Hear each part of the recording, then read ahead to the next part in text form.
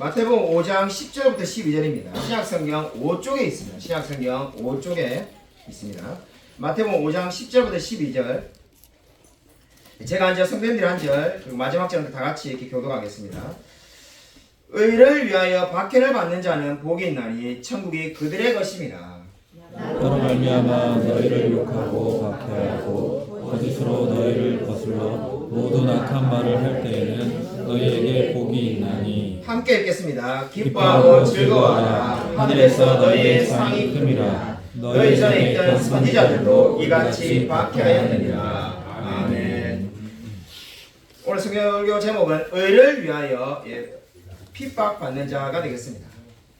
제가 고등학교 3학년 때 이야기입니다. 제가 모태신앙인데 이 고등학교 2학년 때까지는 부모님 확신이 없었습니다. 근데 고3이 될 때 극적으로 하나님을 만나고 이 은혜를 받고 변화가 되었습니다. 고3이 되니까는 그죠? 요즘의 학생들은 상상도 할 수 없는 주일날 모든 학생들이 나와서 학교에서 아침 9시부터 저녁 6시까지 공부를 해야 된다는 거예요. 자율학습을.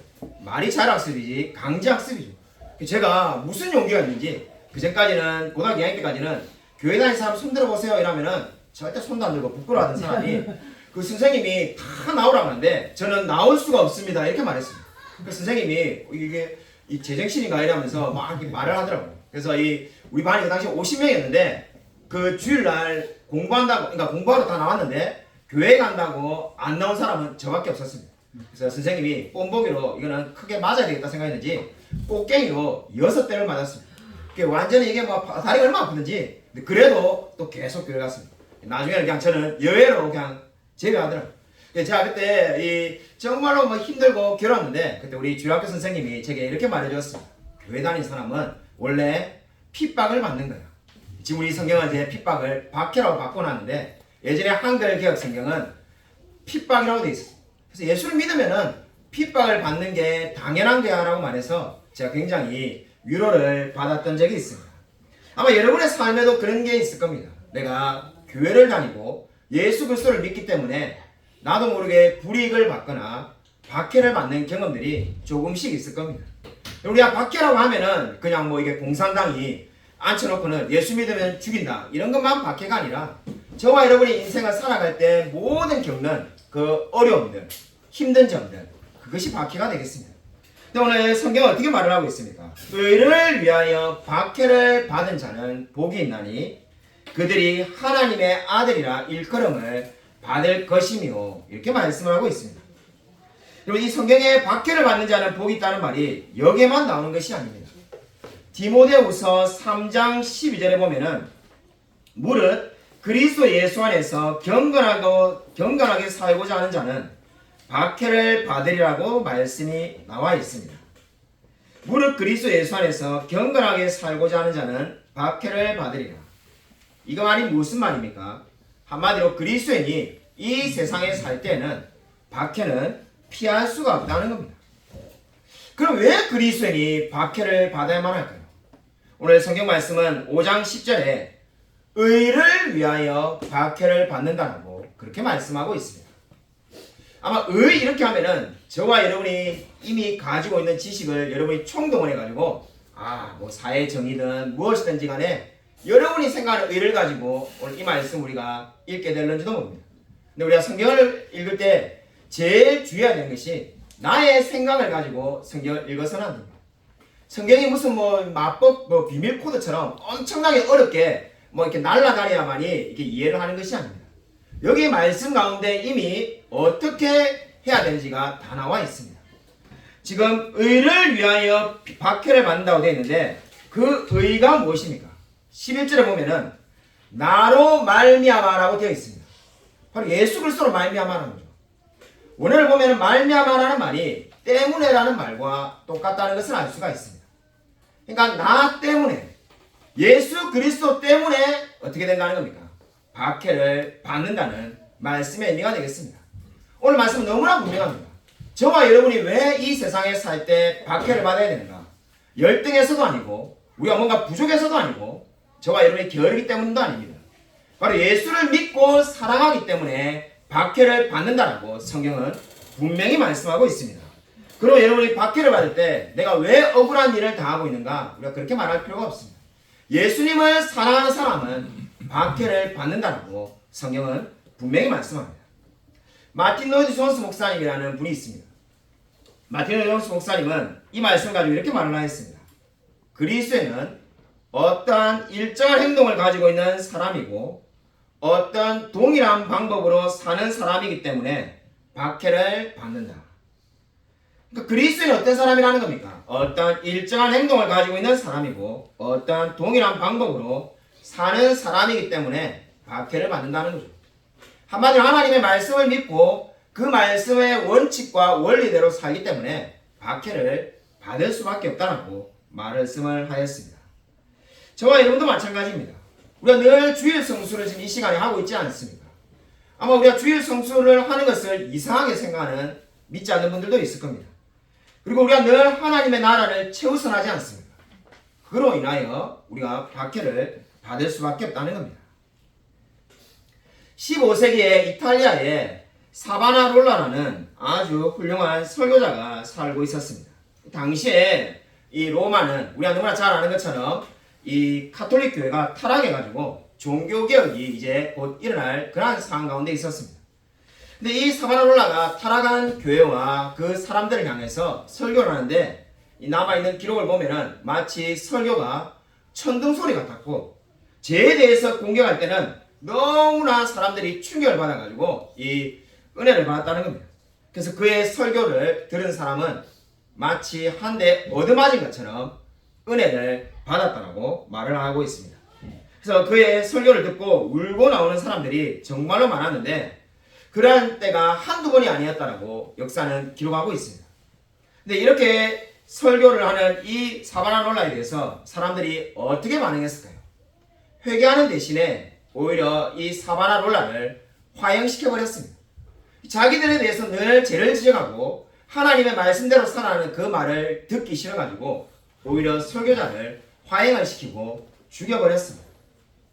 여러분 이 사바나롤라가 순교당할 이유가 어디에 있습니까? 한마디로 복음을 전하고 하나님의 의를 전하였기 때문입니다. 만약 사바나롤라가 사람들이 듣기 좋은 이야기만 했다면 그들이 원하는 이야기를 해줬다면 아마 결코 순교당하지 않았을 겁니다. 근데 늘 회개라고 말하고 하나님의 말씀을 믿으라고 말을 하니까 사람들이 그 말을 듣기 싫어해서 오히려 순교를 당하였던 겁니다. 그리고 그리스도인이 박해를 받는 이유가 어디에 있을까요? 한마디로 저와 여러분이 믿고 있는 이 말씀과 우리가 세상에 살고 있는 그 세상의 가치관은 충돌할 수밖에 없습니다. 이 말씀이 말하는 가치관과 세상의 가치관은 늘 충돌할 수밖에 없습니다. 그래서 빌리 그레이엄 목사님은 이런 말을 했습니다. 거꾸로 서 있는 사람의 눈에는 똑바로 서 있는 사람이 거꾸로 서 있는 것처럼 보입니다. 죄 있는 사람의 눈에는 올바른 사람이 이상한 사람으로 보입니다. 그리스도인의 선량함이 악인에게는 비난거리로 보이고 그리스도인이 똑바로 서 있는 것이 거꾸로 서 있는 세상 사람들에게는 비난거리가 되는 것입니다. 그러므로 박해는 있을 수밖에 없습니다. 수년 전에 소천하신 빌리 그레이엄 목사님이 이렇게 말하였습니다. 저와 여러분의 하나님의 말씀을 듣고 서 있는 모습은 거꾸로 서 있는 세상 사람들이 보기에는 우리가 거꾸로 서 있는 것처럼 보인다는 거죠. 그래서 우리가 옳은 이야기를 하고 예수를 믿으면 천국에 가고 믿지 않으면 지옥에 간다는 옳은 이야기도 그들은 반대로 다르게 들릴 수밖에 없습니다. 그렇기 때문에 우리는 어떻다는 겁니까? 계속해서 박해를 받을 수밖에 없습니다. 그러면은 이 박해 가운데 살아가는 그리스도인의 모습은 어때야 할까요? 성경이 한 예를 말하고 있습니다. 우리 한 사람의 예를 한번 찾아보겠습니다. 히브리서 11장 24절부터 26절입니다. 박해 가운데 그리스도인은 어떻게 살아야 되는지 그 예가 나옵니다. 프린트물에 다 나와 있으니까요. 히브리서 11장 24절부터 26절 우리 같이 한 목소리 한번 읽도록 하겠습니다. 히브리서 11장 24절부터 26절입니다. 같이 한 목소리 한번 읽겠습니다. 네, 시작. 믿음으로 모세는 장성하여 바로의 공주의 아들이라 칭찬받기를 거절하고 도리어 하나님의 백성과 함께 고난받기를 잠시 죄악의 낙을 누리는 것보다 더 좋아하고 그리스도를 위하여 받는 수모를 예굽의 모든 보험보다 더 큰 재물로 여겼으니 이는 상 주심을 바라봅니다. 그럼 모세는 어떻게 했다는 겁니까? 우리가 너무 잘 아는 것처럼 모세는 애굽의 바로 공주의 아들로 칭함을 받을 수 있는 것을 다 거절하였다고 합니다. 그 대신에 뭘 받았다는 겁니까? 하나님의 백성과 함께 고난받기를 더 좋아했다라고 말을 하고 있습니다. 사실 이 바로 공주의 아들로 사는 것과 당시에 이스라엘 백성들과 함께 고난받는 것은 뭐 비교할 수도 없는 이야기입니다. 그런데 그 두 가지 선택길 가운데서 모세는 무엇을 선택했다는 겁니까? 고난과 핍박이 있어도 기뻐하고 즐거워하는 그 길로 가겠다라고 선택을 했다고 합니다. 믿음으로 가는 길은 결코 쉽지가 않습니다. 때에 따라서는 모함을 당할 수도 있고 아마 정말 주위 사람들 가운데 내 편을 들어주는 사람이 아무도 없을 수도 있습니다. 심지어 직장을 잃을런지도 모릅니다. 그런데 그러한 가운데서도 정말 이 모세는 어떻게 하였습니까? 정말 이 하나님의 말씀이 말하는 그 길을 선택하였습니다. 어떻게 그럴 수가 있었습니까? 26절에 보시면은 상 주심을 바라보았다 이렇게 말씀하고 있습니다. 다시 말해서 상 주시는 하나님을 바라보았기 때문에 고난과 박해받는 길을 선택할 수 있었다고 말을 하고 있습니다. 그리고 그리스도인에게 정말 소망이 얼마나 중요한지를 이 말씀을 보면은 알 수가 있습니다. 26절에 나오는 상이 무엇입니까? 바로 하나님께서 주시는 겁니다. 근데 지금 받는 것이 아니라 나중에 주는 겁니다. 지금 우리에게 이 상이 임하는 것이 아니라 하나님 앞에 갔을 때 이 상이 임하는데 그 상을 바라보고 지금 모세는 어떻게 했다는 겁니까? 박해받는 길을 걸어간다라고 정했다고 말합니다. 결국 지금은 아무것도 없는데 정말로 앞으로 받을 상을 바라보며 나아간 겁니다. 여러분 여기까지 이렇게 설명을 하면은 아마 우리 팔복을 꾸준히 들어본 분들은 뭔가 이상하다라고 생각할 수가 있습니다. 왜냐하면은 의를 위하여 핍박을 받는 자는 복이 있다. 이 말이 무슨 말처럼 들립니다. 마치 이 바리새인들이 하는 말처럼 들리지 않습니다. 뭔가 이렇게 많이 고난을 받고 고행을 하면은 뭔가 이게 하나님이 복을 준다. 마치 이거 천주교 교리처럼 들리는데 근데 이 말씀은 지금 무엇을 의미하는 겁니까?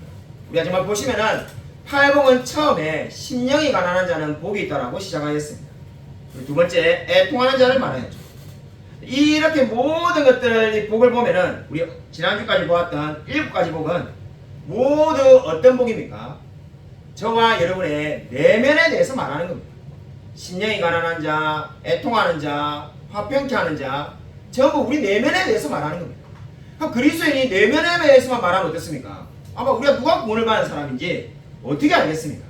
근데 외적인 표가 있다라고 말을 하는 겁니다. 구원을 받으면 우리가 구원받은 사람인지 아무도 모른다는 것이 아니라 천국에 가봐야 안다는 것이 아니라 외적으로 나타나는 표가 있는데 그 표가 뭐라는 겁니까?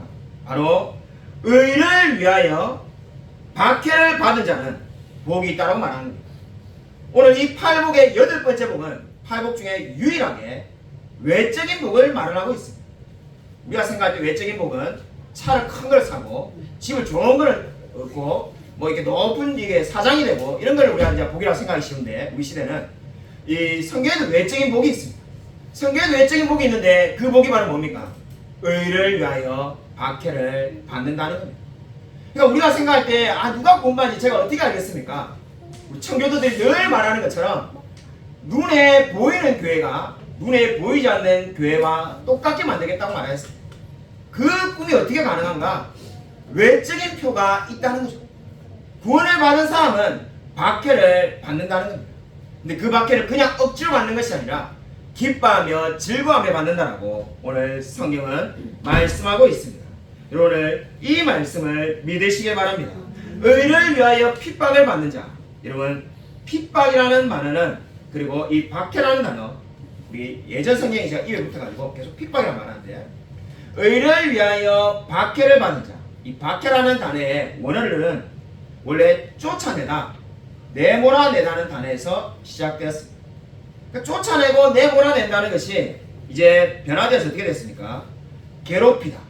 그리고 흉악하게 다루다는 의미가 되었습니다. 그러고 지금 예수님께서는 어떻게 말을 하고 있는 겁니까? 괴롭힘을 당하는 자가 복이 있다. 이렇게 말을 하는 겁니다. 박해란 말이 어렵다면 여러분 그렇게 이해하시면 됩니다.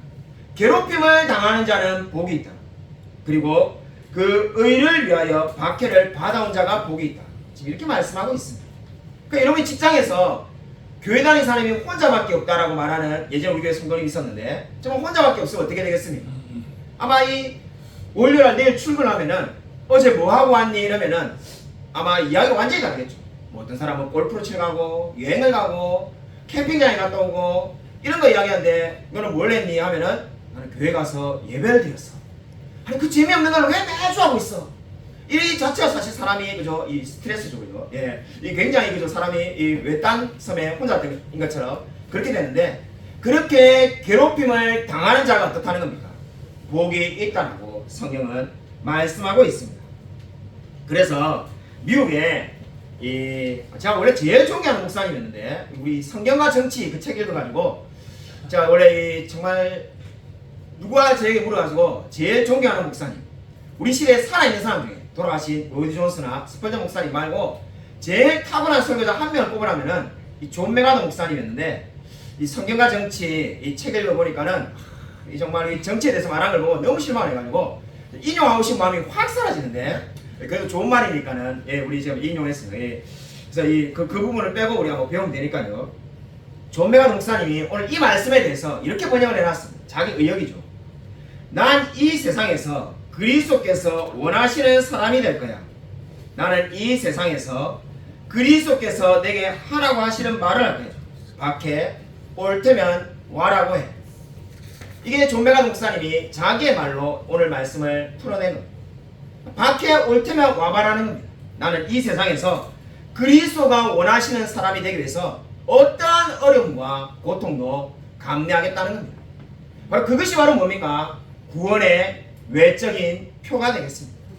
구원받은 사람은 세상 사람과 똑같고 아무 차이가 없는 것이 아니라 내가 그 어떠한 괴롭힘과 그 어떠한 박해가 와도 나는 주님께 예배드리며 살겠다는 다짐이 바로 오늘 성경이 말하는 말씀의 의미입니다. 위대한 설교자 찰스 스펄전 목사님은 이렇게 말하였습니다. 악이 의에게 유일하게 할 수 있는 경배는 의를 핍박하는 것이다. 그러니까 사탄이 하나님 나라 그리고 의에 대해서 할 수 있는 유일한 경배가 뭐냐? 하나님 믿지 않으니까 경배할 수 없는데 유일한 경배가 뭔가? 바로 의를 핍박하는 거라는 거죠. 의를 박해하는 것. 예수 믿는 사람을 박해하는 것이 악이 의에 대해서 할 수 있는 유일한 경배라는 겁니다. 저와 여러분이 예수를 믿는 걸로 인해서 손해를 당하고 괴롭힘을 받는다면 오늘 이 말씀을 기억하시기 바랍니다. 여러분은 정말로 복받은 사람이며 여러분은 정말로 하나님이 지켜주신 사람임을 믿으시길 바랍니다. 여러분 내가 구원받은 사람이지 어떻게 하는가? 나는 어떠한 어려움과 박해가 있어도 나는 하나님의 말씀을 믿고 주님을 사랑하며 살 거라고 생각하는 것이 바로 구원받은 사람의 표라고 오늘 성경은 말씀하고 있습니다. 여러분 이 진리를 믿으시길 바랍니다. 지난주에 솔직히 우울했습니다. 제가 정말 지난주에 참 우울했는데 제가 여러분 우울이라는 게 그런 거잖아요. 우울함이 내 스스로 이렇게 우울해진 게 있고 안 좋은 일이 있어서 남이 뭔가 이렇게 안 좋은 일이 있어가지고 덩달아 우울해진 게 있는데 제가 바로 후자인 다른 우리 지인들이 하루에 3명이 연락 왔는데 우울한 이야기만 해가지고 제가 목양시 앉아있는데 참 우울했습니다. 정말로 우울하다는 편이 어떻게 다르게 표현할 방법이 없습니다. 목사님이 항상 기뻐했는데 우울해서 되겠습니까? 맞는 말씀인데 솔직하게 우울했습니다. 처음으로 먼저 연락이 오신 분이 녹음을 하고 있으니까 성함 말하지 않아도 여러분 누군지 아실 겁니다. 우리 교회 코로나 때 2년 동안 협동 목사님 계신 분이 이게 목사님이 지금 충청도에 가셨는데 전화가 왔어요. 연락이 왔는데 이 사모님이 여러분 제가 예전에 카톡방에 올린 것처럼 밤에 편의점에서 일하시다가 이 아침에 퇴근하시면서 졸아가지고 차가 이게 절벽에 이렇게 뭐 이게 거의 떨어지다시피 해가지고 차가 폐차되고 손이 이게 다 이렇게 골절이 됐어요. 그 수술을 내일 하는데 왼손가락 2번부터 5번 4개의 뼈 이식 수술을 한다는 거예요. 그냥 막 이야기를 듣는데 마음이 너무 아파가지고 참 정말 이게 마음이 참 힘들었어요. 그래서 진짜 이게 뭐 또 솔직하게 말을 하면은 여러 번 모르는 이야기지만은 다 지나갔으니까 말하는데 그 사모님이 우리 교회에 계실 때 우리 아내랑 막 이야기하다가 우리 목사님이 목회를 해야 되는데 목회를 못해서 너무 안타깝다면서 막 우시면서 이야기했다. 그것도 제가 이렇게 오버랩이 되고 이제 아마 이래서 정말 참으로 이 만나는 분한테 늘 그래 말하고 제가 그 사모님하고 목사님한테도 제가 솔직히 말하고 여러분 제 성격은 아니지 않습니까? 제가 뭐 없는 말을 지어내는 성격이 아닙니다. 제 인생에 립서비스가 없습니다. 그래서 없는 말 지어내는 성격이 아닌데 저는 뭐 립서비스를 하는 성격이 늘 직설적입니다. 뭐 그게 좋다는 게 아닙니다. 배울 필요는 없습니다. 좋다는 게 아닌데 직설적인데 제가 그 사모님이 우리 교회 떠나실 때 뭐라고 했냐면은 내가 평생에 만나본 사모님 중에 정말 5손가락에 가는 최고의 사모님. 자 지금도 그래 다른 분들이 그래 말하고 다니는데 그 유도가 있습니다. 뭐 지금 그 설교제 그 이야기는 할 필요 없으니까. 근데 그랬던 분인데 근데 인생이 이렇게 안 되는 일이 계속 생기는지 이 손가락 4개를 지금 뼈 이식 수술을 하신다고 하는데 정말로 마음이 아팠어요. 그래서 이게 목회를 안 하는 것만 해도 그때 우시면서 막 슬피 우시면서 괴로워했었는데 아니 이게 또 뭐 이게 이런 일도 나오고 그래서 제가 목양실 앉아있는데 기도하는데 마음이 막 너무 힘들더라고요. 그때 또 다른 지인이 연락 나왔습니다. 자, 너무 좋아가지고 밖에 계신 분 들어오셔야 됩니다. 들어오셔야 됩니다. 들어오시라고 말씀이에요. 들어오셔야 됩니다. 그래서 이 또 다른 지인이 연락이 왔는데 또 다른 지인이 그 지인도 여러분이 다 아는 사람입니다. 그 지인도 여러분이 다 아는 분인데 우리 교회 초창기에 이 혁동 목사님으로 개척 초기에 몇 달간 도와주신 분이 전화가 왔습니다. 그래서 전화가 왔는데 뭐 하고 있냐니까는 이 중환자실에 있다. 깜짝 놀라가지고 본인이 아프냐니까는 그게 아니라 어머니가 위독하다는. 아니 어머니 아프다는 이야기를 나한테 왜 안 했냐 이러니까는 그 대뜸 이렇게 하는 말이 아니 건강하셨는데 나이 올해 90인데 그냥 같이 이렇게 식사를 하는데 음식이 기도에 들어갔는데 그거를 이제 병원 가서 뺐는데 음식은 잘 뺐지만은 이 기절하셔가지고 그때부터 의식을 잃었는데 의식이 돌아오지 않는다는. 그래서 의사 선생님이 하시는 말씀이 이제 준비하는 이제 돌아가실 거니까 이제 임종을 준비하라 이래가지고 충격을 받는 거예요.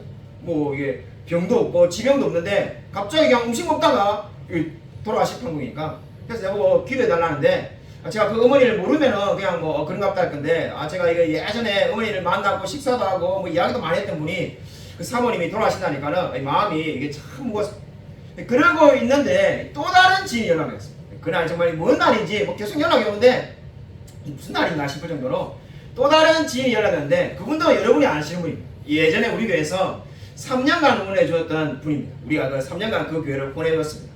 역시 뭐 실명 말하지 않겠지만 녹음을 하고 있으니까 그분이 안 계속 와서 목회하시면 어떻게 돼가지고 궁금해가지고 제가 한 번씩 한번 찾아가고 싶었는데 그 어떻게 돼가고 있냐니까는 교회를 폐쇄하려고 했다는 거예요.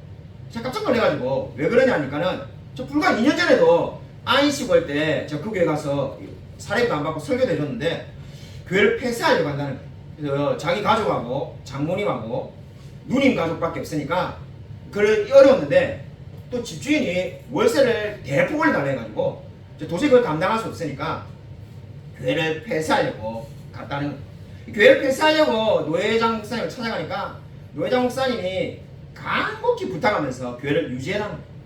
그래서 왜 그러냐니까는 그냥 무조건 그냥 집에 가서 그냥 집에 뭐 간판도 없어도 되고 집에서 목회해도 교회를 계속 유지해달라고 이 노회장 목사님이 마치 뭐 가족도 아닌데 사정사정하더라고요. 그래서 무슨 일이 있습니까? 하니까는 이렇게 찾아온 사람이 지금 여러 명이라는 얘기입니다. 근데 자기가 너무 마음이 아프고 그래서 어떻게 하냐 일단 하나님이 또 뜻이 모르니까는 교회를 계속 해달라 이래가지고 교회는 이제 장모님 집에서 주일날 모임을 하고 본인은 이 평택에 직장을 구해가지고 취업하셨다고 합니다. 그래서 이야기를 가만히 듣다 보니까는 참 이게 마음이 힘들었어요. 사실 그 목사님이 굉장히 똑똑하신 분인데 액체 박사과정까지 하신 분인데 정말 뭐 아는 것도 많고 똑똑하신 분인데 정말로 참으로 이 힘들고 어려운 삶을 산다는 생각을 들어서 마음이 많이 아팠어요. 그래서 한 하루에 3명의 지인이 연락이 왔는데 셋 다 되게 어렵고 힘든 이야기만 들어가지고 그날 마음이 정말 우울했어요. 인생에 정말 사는 게 정말로 정말로 기어놓고 힘든 거구나. 인생이 정말로 힘들구나 이런 생각을 많이 했습니다. 우리 성도님들도 마찬가지입니다. 여러분 삶을 살아갈 때 괴롭고 힘든 일이 얼마나 많이 있습니다.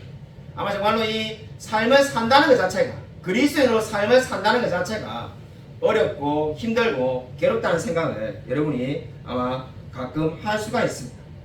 저와 여러분이 이렇게 박해를 받을 때 그러면 오늘 성경은 어떻게 말합니까? 기뻐하고 즐거워하라고 말을 하고 있습니다. 기뻐하고 즐거워하라. 여러분, 의를 위하여 박해를 받는데 어떻게 기뻐하며 즐거워할 수 있을까요? 이 월매를 보면은 더 놀라운 게, 이 기뻐하는 게 억지로 웃는 게 아닙니다. 마치 우리 웃음 치료사분들에게 강의를 들으면은, 여러분도 그런 강의 들어서 아마 기억이 날 겁니다. 우리 교회 보신 적 없어도 유튜브에 보면 흔히 볼 수 있으니까요. 웃음 치료사분들이 늘 하는 말이, 억지로 웃어도 내는 그게 억지로 웃는지 진심 웃는지 모르니까 그냥 무조건 억지로 웃으십시오. 그러면 기뻐집니다. 우리 이런 말들을 곧잘 하고 나는데, 그래서 억지로 웃는 분도 많죠, 그죠? 웃을 일이 많이 없으니까. 근데 오늘 성경이 말하는 이 기뻐하고 즐거워하라는 말은 억지로 웃으라는 말이 아닙니다.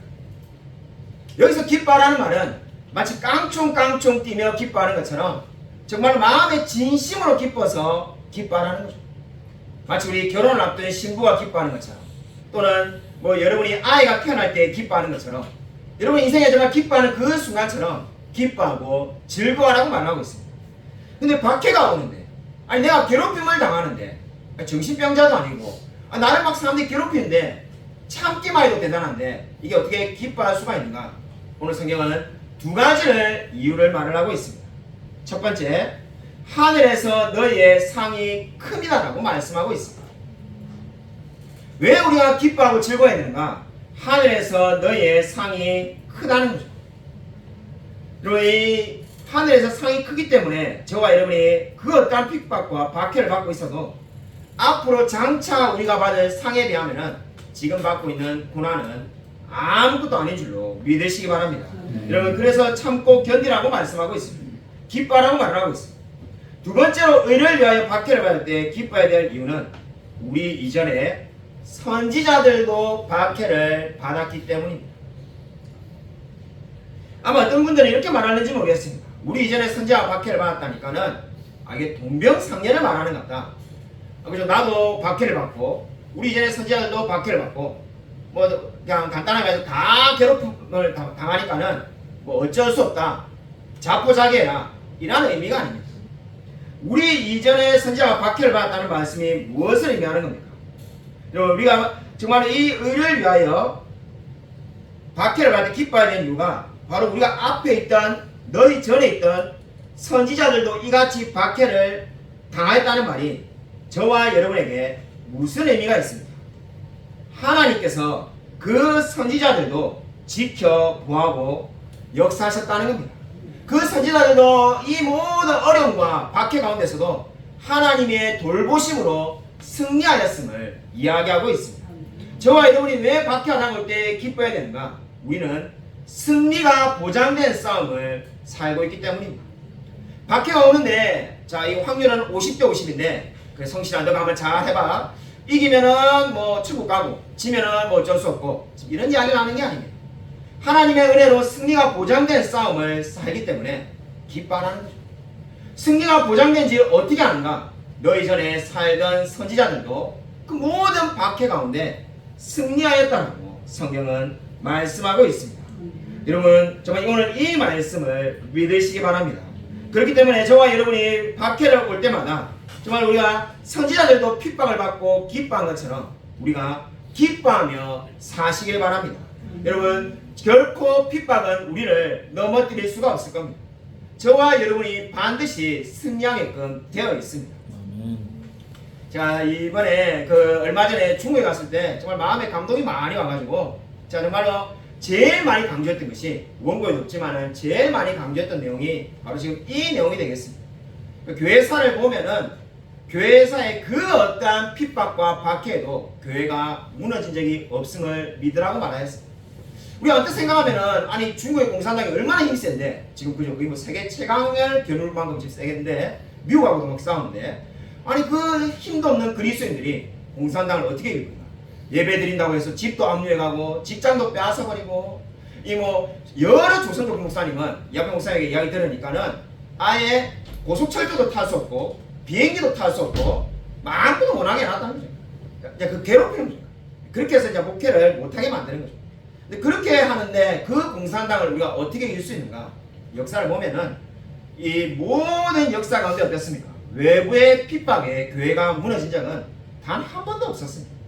단 한 번도 교회는 외부의 핍박에 무너져가지고 교회가 사라진 적은 단 한 번도 없습니다. 오히려 핍박을 받으면 받을수록 교회가 부흥하였습니다. 이 안타깝게도 우리 여기 말을 하면 안 돼, 녹음을 하고 있는데 우리 그 중국에 계신 그분 근데 좀 전에 벌써 이야기를 해가지고 중국에 있는 목사님은 안타깝게도 중국에서 배워나니까는 이 공산당에 대한 생각이 자꾸 너무 다르던데 그냥 자기를 예배를 못 드리게 하니까는 이게 잘못된 거지. 그래서 이게 뭐 이게 그 생각이 많이 다르시던데 저는 그렇게 생각하지 않는데 안타까웠습니다. 정말 이 역사를 보면은 이 공산주의가 늘 기독교를 핍박하는 이유가 너무나 간단합니다. 역사를 읽어보면은 역사를 조금이나마 세계사를 공부해본 분들은 그 답을 그냥 쉽게 알 수가 있습니다. 왜냐하면은 교회가 성장하고 교회가 부흥하는 데는 늘 공산주의가 망하기 때문입니다.